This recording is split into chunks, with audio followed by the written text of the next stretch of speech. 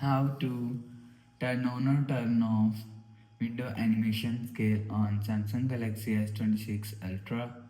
Let's start the video. First of all, go to App Library. Here click on Settings app.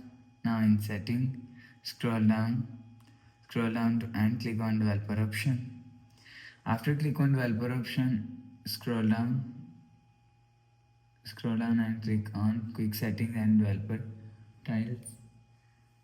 After click on Quick Setting and Developer Fields, and you will see window animation scale is here.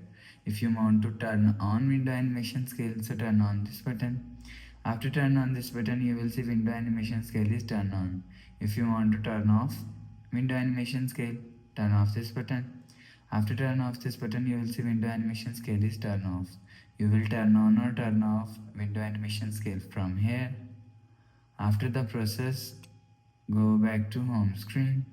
So that's how you can turn on or turn off window animation scale on Samsung Galaxy S26 Ultra.